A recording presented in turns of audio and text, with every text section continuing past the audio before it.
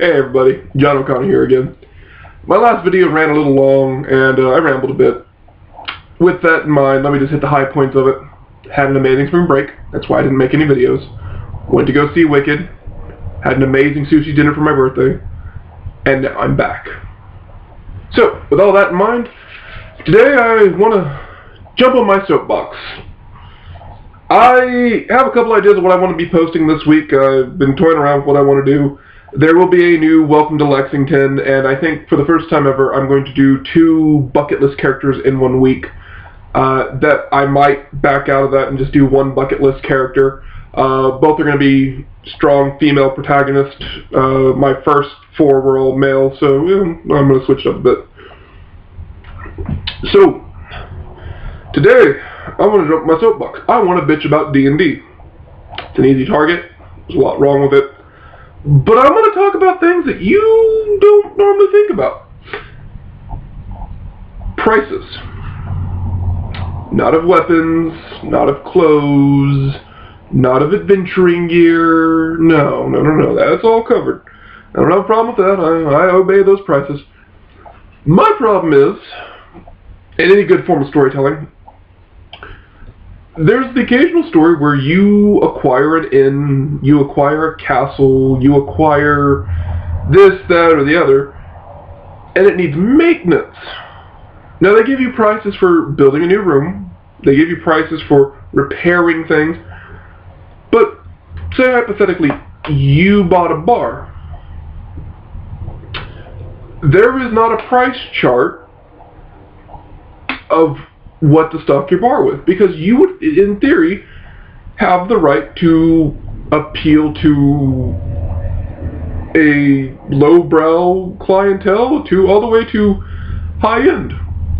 And I guarantee you, you're not serving your cheap mince meat pie and your cheap ale if you have a large elven clientele.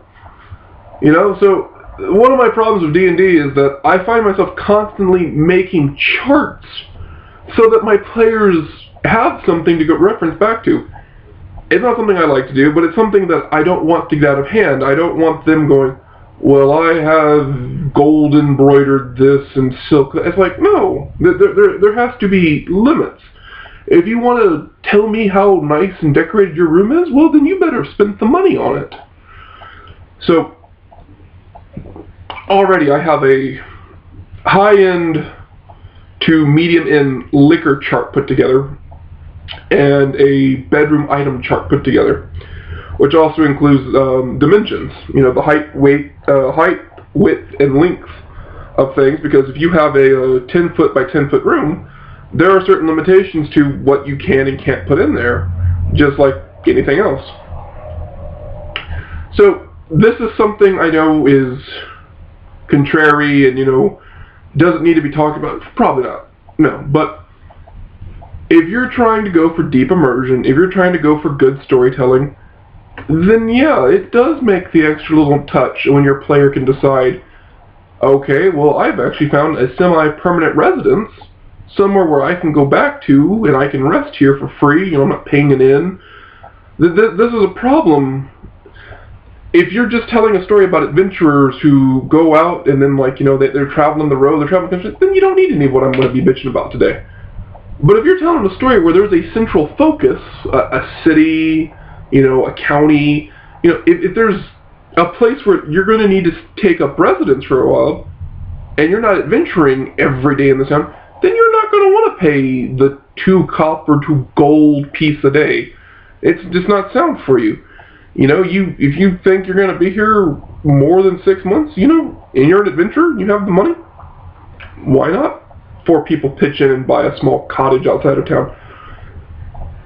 Or, you know, if you've acquired a bar or something, you know, it's not necessarily just buying a cottage or something, it's, you know, furnishing things. There's a price for a bedroll in D&D. There's not a price for a bed. There's a price for a pint of ale to buy at your bar, but there's not a price for a bar stool. It's just, it gets problematic because you have to think about these things, because you as the DM, once you say it the first time, that is normally the rule for the rest of the time, unless you're willing to go, okay, I messed up. with that in mind, I like to do things and think it out just the first time and do it right, so there's not a lot of corrections later on. Another big problem that I have with D&D is fishing. Fish are a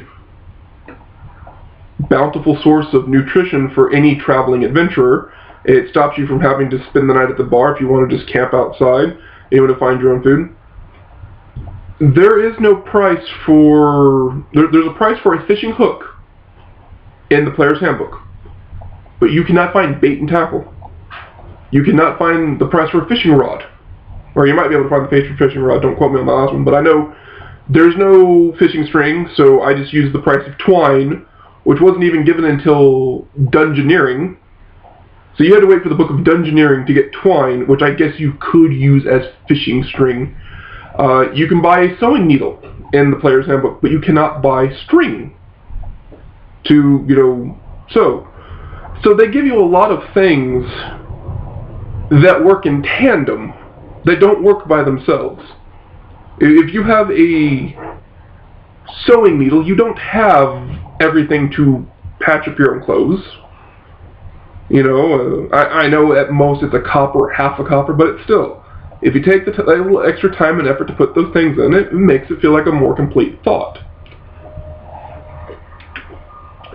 So I find myself a lot of the time putting charts together of useless things that may only work this one time, but I know that if it ever comes up again, I just want to be able to click on something and go, okay, well, that's the price for this, that's the price for that.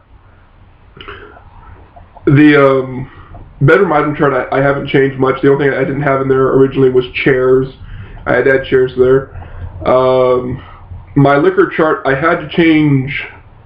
I had something, it was some kind of bourbon. I had to change bourbon only because bourbon can technically only be made on U.S. soil. So with that in mind, I couldn't in good faith go, okay, well, you can have bourbon. Because, I mean, that's an American term, and if you're playing a medieval campaign, it just doesn't work. But I want to hear what you guys have to think about this. Do you ever make pointless charts of mundane things, or are you ever frustrated that you can't just find a price for something that you think should be there? Tell me what you guys think, and if you like this video, please like, share, and subscribe.